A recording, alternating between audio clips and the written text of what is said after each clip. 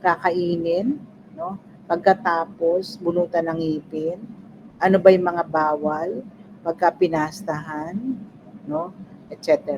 So, ano ipapalit mo dun sa masustansyang pagkain na dati niyang kinakain? So, that is one. Okay? And then, uh, there are students, no? From dentistry, kaya lang wala, hindi ko alam kung meron ng Makati. They went to Singapore and presented their paper, and Singapore yata or Taiwan. Tapos, they got first place, they won the Best in Research Award. So sana makapag-produce din ang Makati. So yun yung kulang, no? Kasi mahirap din naman pumunta sa ibang bansa kasi pagka when you represent the university, you will pay for your own fare, no? For your food and lodging, no? Pagka sumali kayo sa ano. But there will be times, no, na mag-sponsor ang dentistry department if pagka merong funds, no? Depending on the availability of funds. Okay? So, another one, determine the chemical composition of foods. Ano ba yung, pag kumain kayo ng piatos, ano ba yung nasa piatos? Eh, hindi nyo naman tinitingnan, you don't dare to see the nutritional facts. So, when you eat, no, kahit yung mga nabibili dyan sa 7-Eleven o kaya sa wala pa mini stock, no?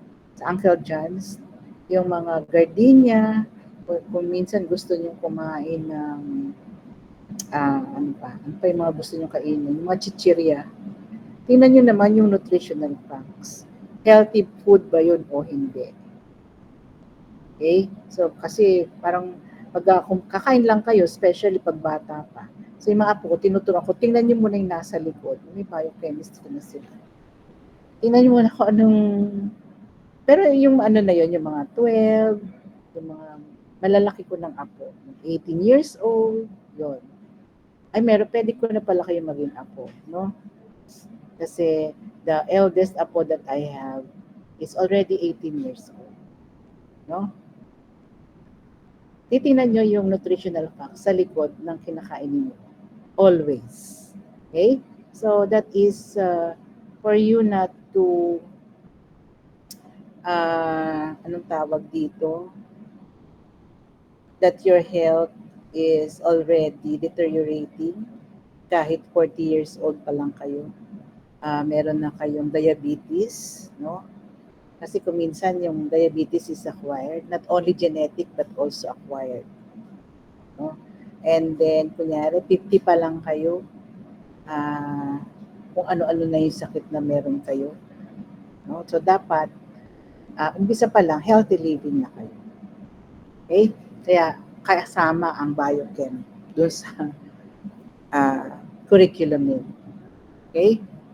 And then, baka mamaya tanungin ako ng mga dentistry instructor, sino bang teacher niyo sa biochem? Tapos ako yung sasagot. No? Pagalitan pa ako ni Dr. Martinez. Okay? Dr. Sanchez, no? Dr. Acosta is my student before. So another one, develop methods to extract nutrients from waste products and invent ways to prolong the shelf life of food products. Okay? So in agriculture naman, biochemists study the interaction of herbicides with plants and then examine the structure, activity, relationships of compounds, determine their ability to inhibit growth, especially dun sa mga rice ano natin, different types of rice, grown in IRRI sa Los Baños, and then evaluate the toxicological effects on surrounding life. I heard from the news, no? Ewan ko ba dito sa Department of Agriculture, isipin nyo, no? Hindi kayo namamalengke, si mami namamalengke. But I saw, no? So, rice is a source of carbohydrates kasi. Kaya, related do sa topic natin after this. The rice is sold, the cheapest the kilo of rice is sold at 54 pesos already.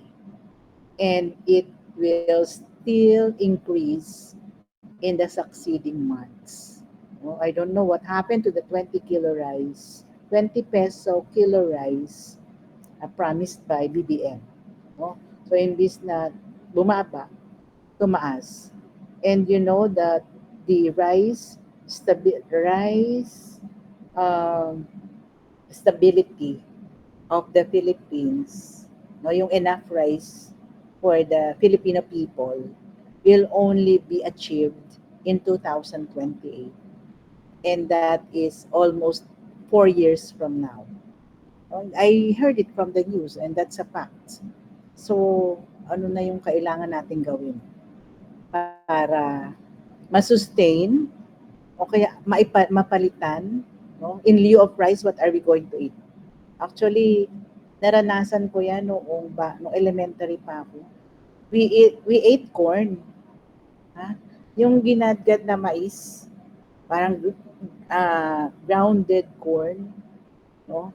Tapos nilalagyan ng mami ko ng ah, any sabaw or milk para lang magkalasa. So, dumating na din yung point na ganun, na kulang sa bigas ang Pilipinas. Okay? So, I hope ano ha, you are learning, no? Not only regarding our topic, but also other national issues. Para aware lang kayo, because this is related to our subject. Okay, so the next one is toxicology. It deals with toxic metabolites in the body. And then one of the scientists did research to understand ways in which organic compounds in the body are changed by enzymes into toxic metabolites. But what we're going to study this semester tayo, no, are the basics only of biochemistry. Okay? So, what are the major causes? Please unmute ha pag may question.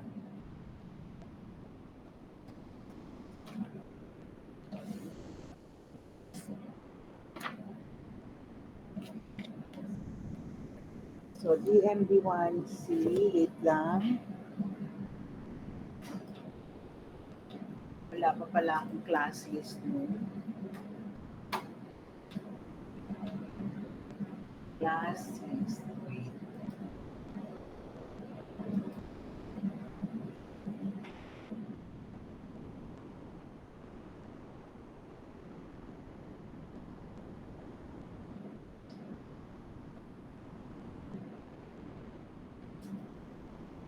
Kunin ko lang yung class list.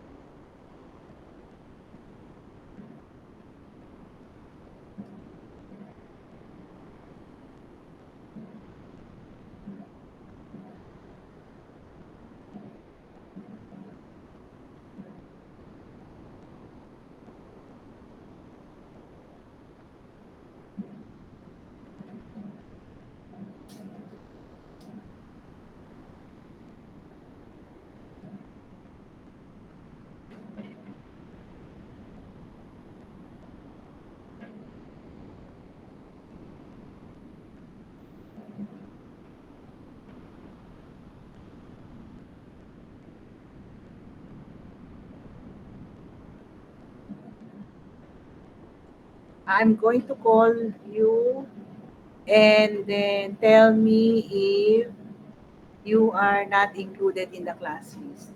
Kasi 25 plus 8 male lang to. 25 females and 8 males only.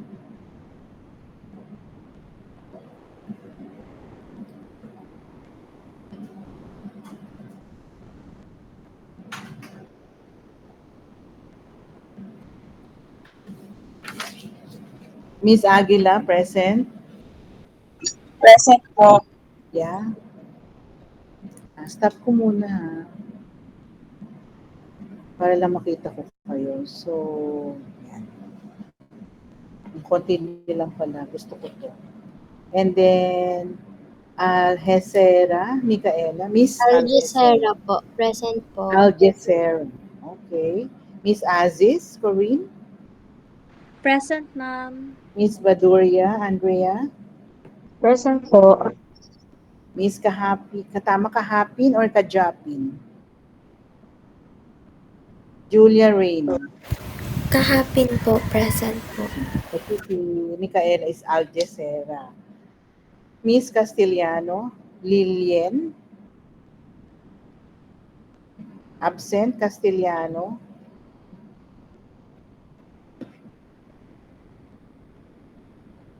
JKL. Pag pangatlo, absent ha. Kahit nandun sa list, nandun sa people, absent. Miss Castillo Isabela. Present po. Miss Cruz Ron Alia. Present po. Miss De Los Santos Barbie. Present po. Miss Del Gallego Isabela. Present po. Miss Dizon Carmela. Present Ano pag nag-present, naka-mic ha? Ayoko nang nasa chat box. Miss Fajardo Rain. Si Rain. Present po. Miss Fidelino Hana. Luis. Present po. Miss Gamil Gillian. Present po. Miss Imbong Amber Nicole. Present po. Miss Lebanon Hasmin Nicole. Present po. Miss Loisaga Angel Antoinette. Present po. Miss Malabag Present po. Julian, tama ba? Christine. Yes po. Miss Mangulabnan Alisa. Ay, Present po. Alisa, tama ba Alisa? Alaysa po. Alisa. Kalimutan ko na naman. Miss Martha Joycelyn Rose. Present po. Tricia Farrell Peradilla. Present po. Tiffany Grace Toriado. Present po. Marie Jamaica Bien Urbino. Miss Urbino.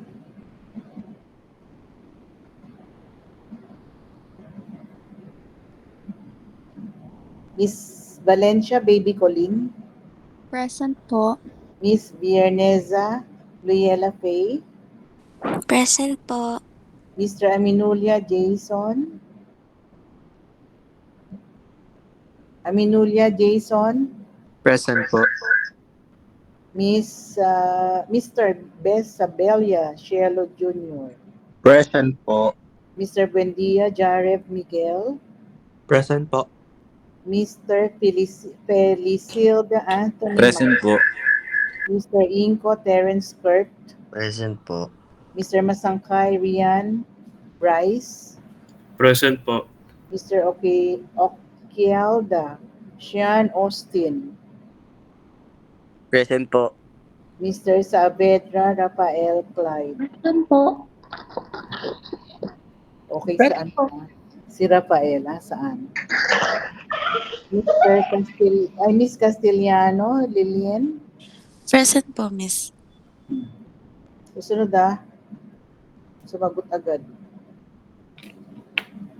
Pag hindi, papa-on-site ko kayo lagi. Kasi nanginaya ko sa baon na wawan mo yung mami niyo. Okay, so let us continue.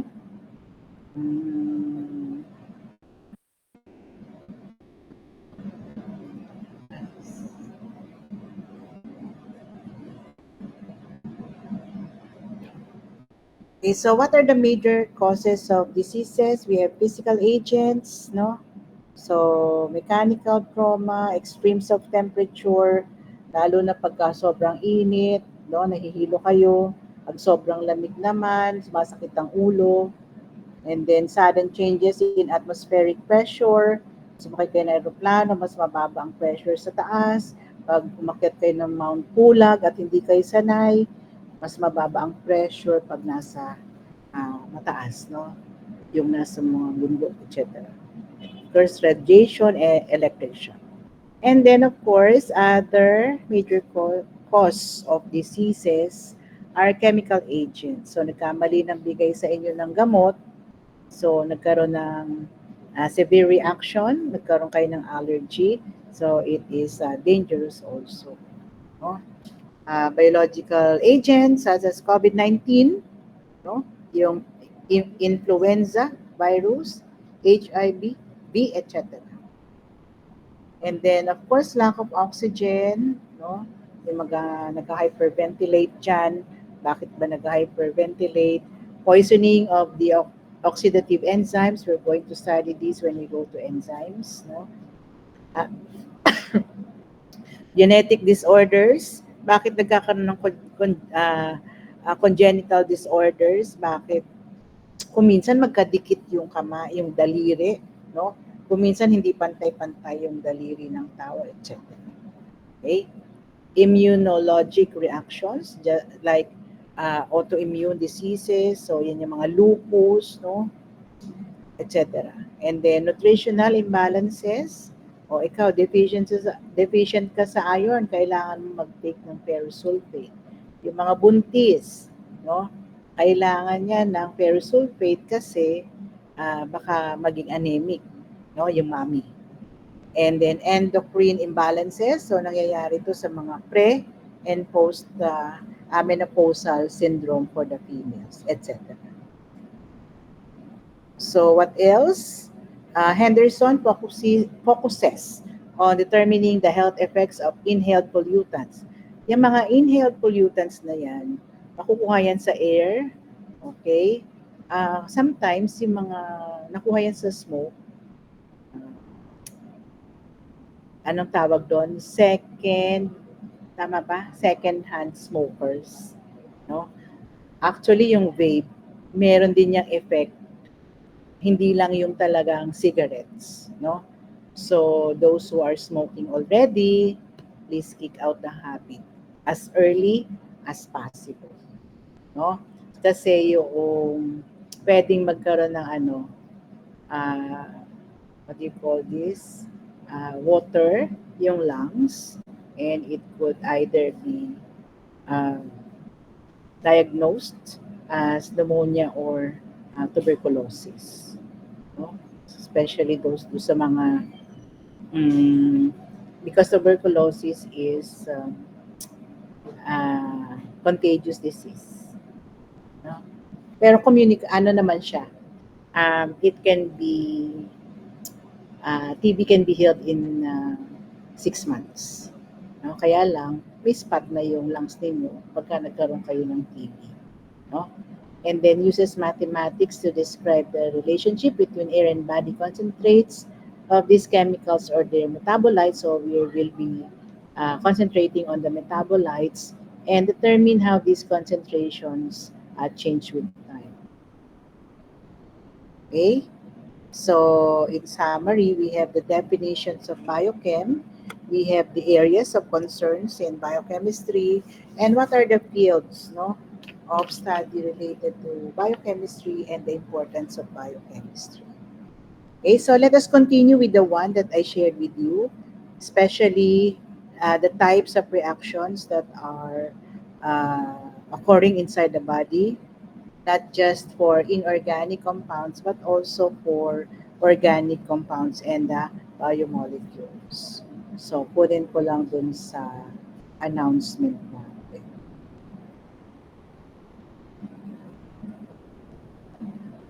So, kompleto yung advanced reading nyo, ha? Yung PowerPoint presentation. We will skip some of the slides because we have already discussed them. So, dun tayo pupunta sa hindi pa natin na-discuss. O pag may question or questions, do not be ashamed of asking. Kung naman kayo papahiya. And hindi ko kayo pagagalitan. Advanced reading.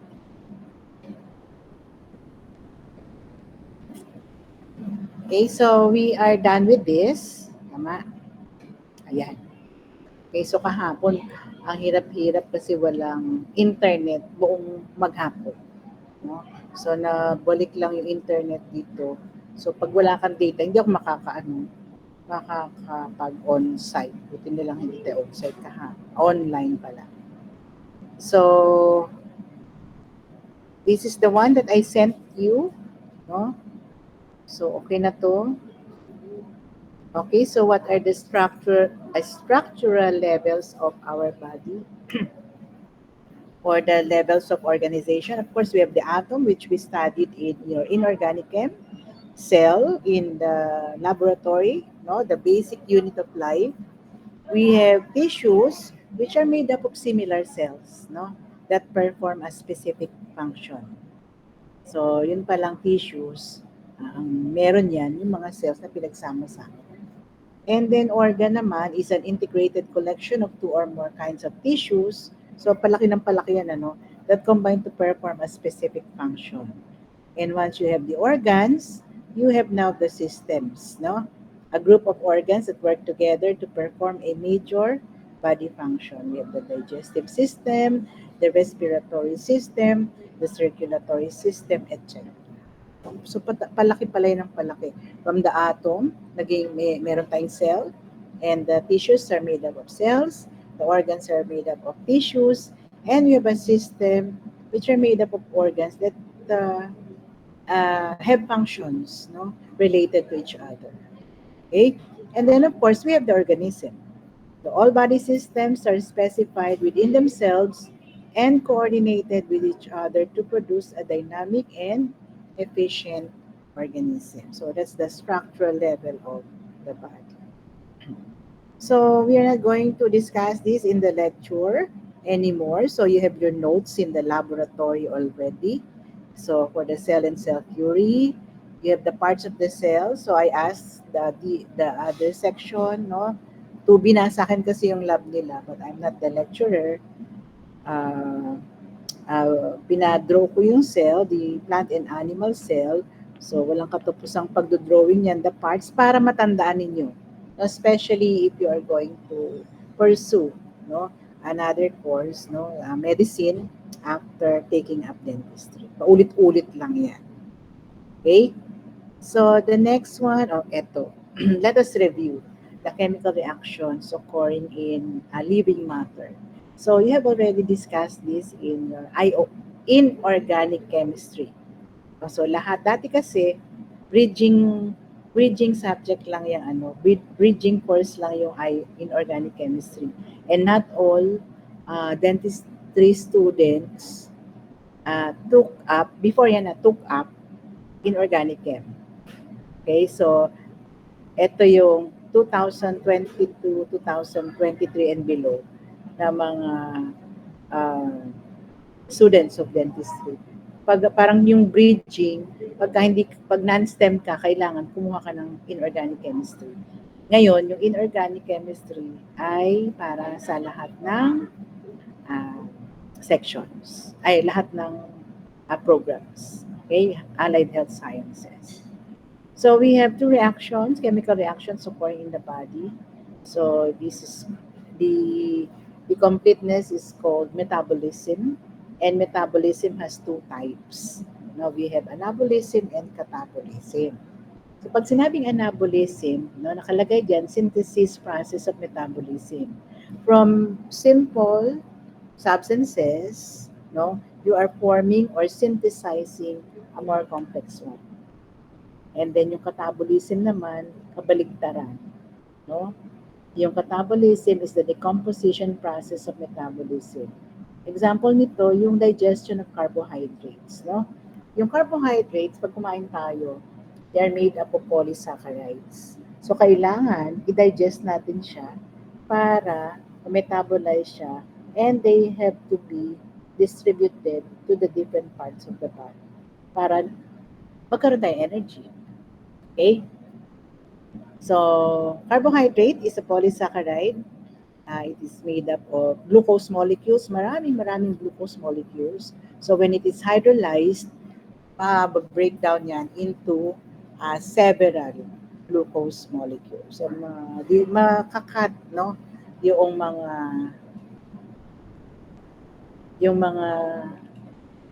sino namang may ano? Sige, thank you. Maraming glucose molecules, no? Tapos, pagka maraming glucose molecules na, madidistribute na siya kung saan yung electron transport chain. Okay? So, yung A, B, C, D, pinag-aralan nyo yan sa inorganic chem. So, we have combination reaction, no? This is the synthesis one, or direct combination.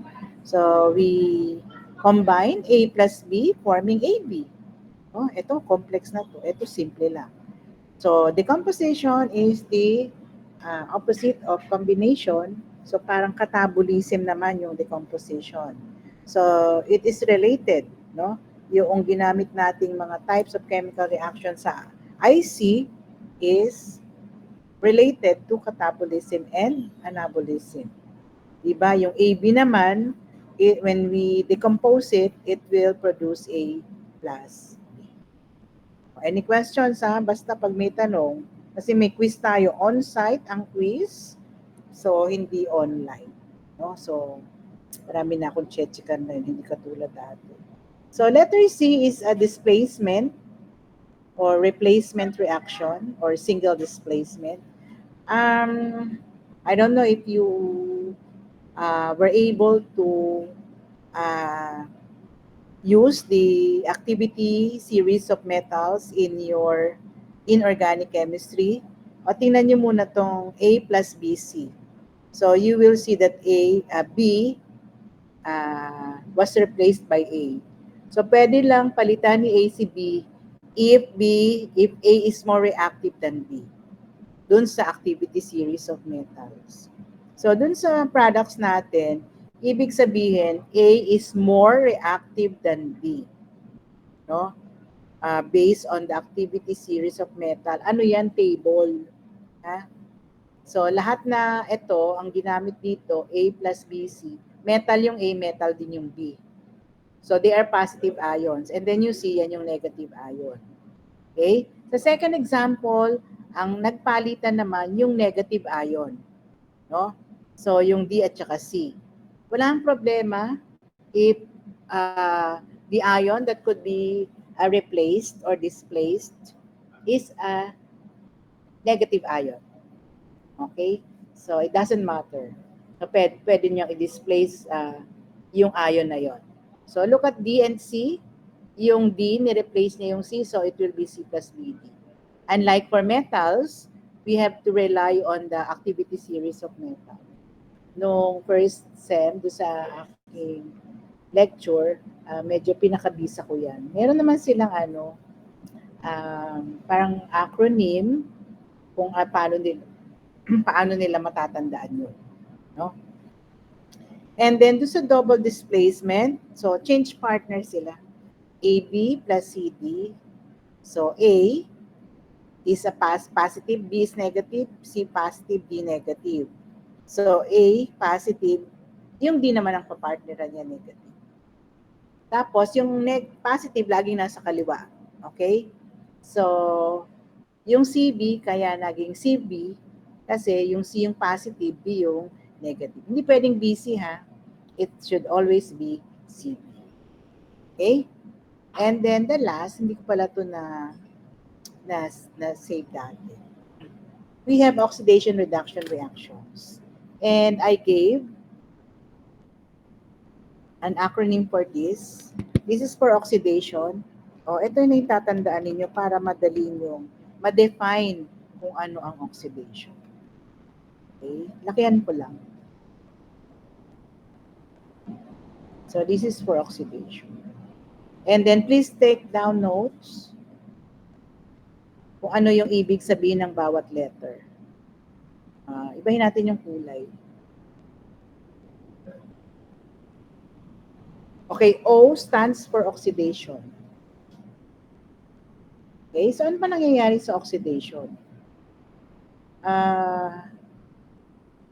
There is an increase in valence, if you will see from 0 to positive 1, there is an increase in the valence number. So I is increase, B is valence. Sabi natin, ang electrons ay negatively charged particles, no? So if there is an increase in valence number from 0 to positive 1, there is a loss of electrons. Kasi kung nang titingnan natin yung quadrant, the first quadrant is positive, the second quadrant, the right quadrant is positive, the left quadrant is negative. So pag papunta ka sa first quadrant, syempre, nawawala yung pagka-electronegative ng ion. So ibig sabihin, there is a loss of electron. And there is an increase in the valence number from 0 to positive 1. So what do you call sodium, which undergoes oxidation? It is already a reducing agent. Sulat. Ha? Kalimutan isulat. Okay. Next. Ano naman yung tatandaan ninyo pag reduction? Tapusin lang natin tong slide na to. So, Vajerowa.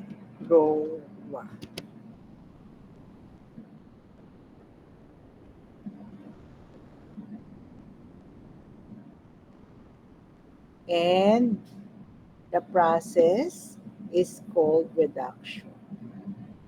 Okay? So, kabaligtaran yan. Diba? Sa oxidation, there is an increase in the valence number and there is a loss of electron. If you're going to look at chlorine, you see the valence number from 0 to negative 1. No? So, mas naging electronegative, naging electronegative yung ion. So, ibig sabihin, if there is a decrease in the valence number from 0 to minus 1, there is always a gain of electrons. No?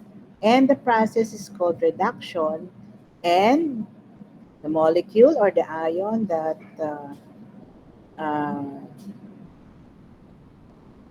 that is being reduced is an oxidizing agent. No? So, ayan, madali lang yan.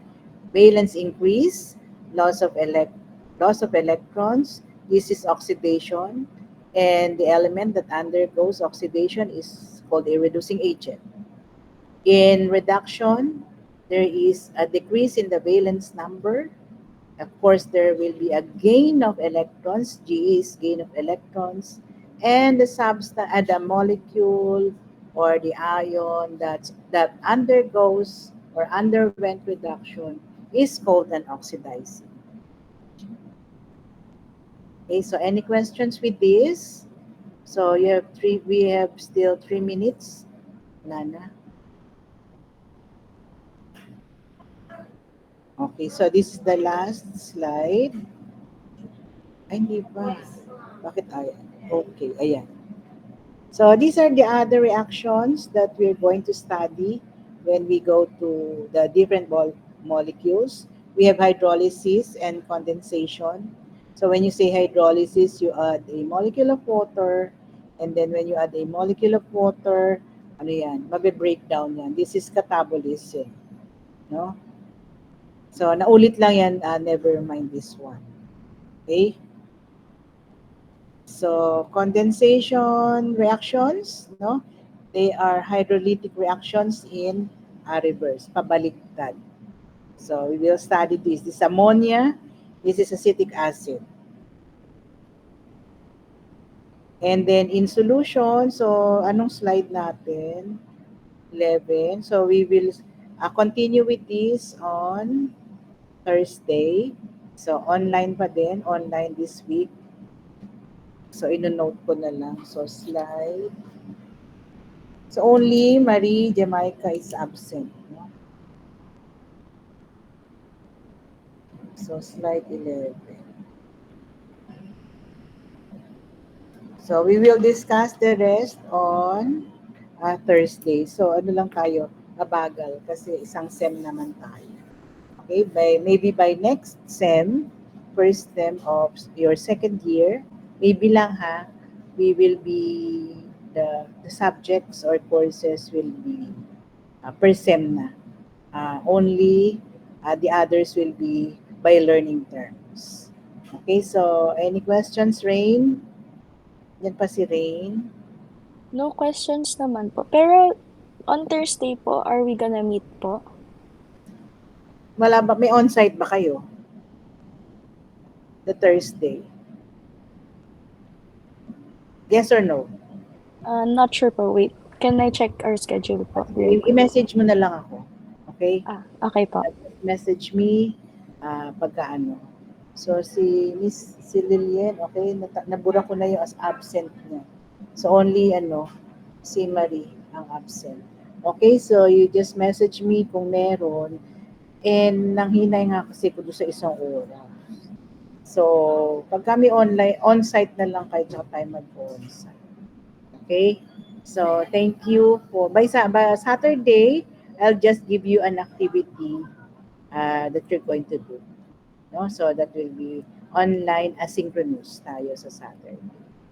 Okay? Kasi parang may activity pa kayo, hindi ko alam kung tama ba, Rain? You still have activity? This Saturday po, I'm not really sure po. Oh, sige. Parang LTS nyo nung Saturday. And then, kasi ang tagal ng Dental Health Month. And I would like you to join, no?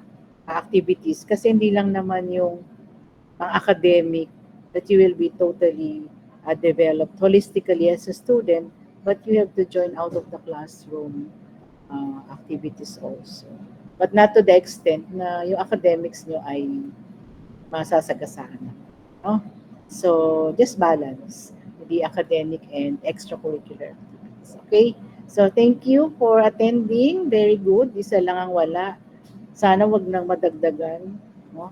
So, I would like to see you during your laboratory period para naman makilala ko kayo in person, no? At saka sa on-site class natin. Thank you.